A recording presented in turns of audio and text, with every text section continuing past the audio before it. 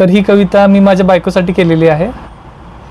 जुळले असतील ग्रह आणि तारेही असतील जुळले, जुळले असतील ग्रह आणि तारेही असतील जुळले, तेव्हा कुठे तुझ्याशी लग्न होणे शक्य झाले. भेटलीस तू मला अनेकांच्या निर्णयांच्या योगायोगांनी. अरेंज मॅरेजमध्ये तसंच असतं ना, अनेक जण ठरवत असतात. भेटलीस तू मला अनेकांच्या निर्णयांच्या योगायोगांनी, की भेटलीस मला माझ्या पूर्वजन्माच्या कर्मबंधनांनी. कसं बरं स्वर्गातून तू पृथ्वीवर आली असशील, कसं बरं स्वर्गातून तू पृथ्वीवर आली असशील, कसा बरा जन्म तुझा माझ्यासाठी झाला असेल.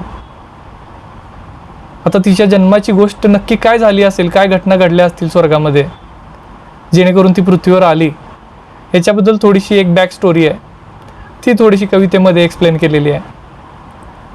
जेव्हा पृथ्वीवर जन्मणाऱ्यांची संख्या खूपच कमी असेल, जेव्हा पृथ्वीवर जन्मणाऱ्यांची संख्या खूपच कमी असेल, देवाच्या प्रोडक्शन लाईनला काहीही काम नसेल, त्या दिवशी देवाच्या मनात एक भन्नाट कल्पना आली असेल. सर्वात कुशल कारागिरांचा त्याने वेगळा ग्रुप बनवला असेल. तेव्हा कुठे इतकी सुबक कलाकृती जन्म आली असेल.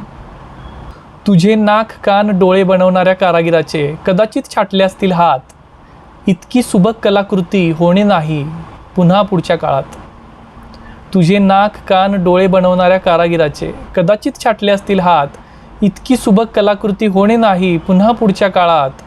पण नेहमीचेच हृदय बनवणाऱ्या कारागिराने तक्रार केली देवाकडे, पण नेहमीचेच हृदय बनवणाऱ्या कारागिराने तक्रार केली देवाकडे.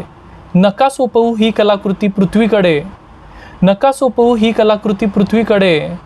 जर पृथ्वीवर काही हृदये बंद पडली पाहून हिच्याकडे, तर जबाबदारी नाही माझ्याकडे. पृथ्वीवर तुझ्या जन्माची वेळ जवळ आली असेल, पृथ्वीवर तुझ्या जन्माची वेळ जवळ आली असेल. तुझ्याऐवजी पाठवण्यासाठी स्टॉकमध्ये दुसरा पीस नसेल. स्वर्गातील ह्युमन राईट्सवाल्यांनी कदाचित दबाव आणला असेल, स्वर्गातील ह्युमन राईट्सवाल्यांनी कदाचित दबाव आणला असेल. तेव्हा कुठे तू आलीस पृथ्वीवर.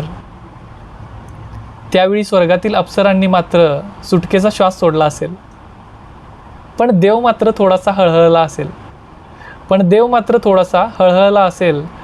जुळले असतील ग्रह आणि तारेही असतील जुळले, जुळले असतील ग्रह आणि तारेही असतील जुळले, तेव्हा कुठे शक्य झाले तुझ्याशी लग्न होणे, तेव्हा कुठे शक्य झाले तुझ्याशी लग्न होणे.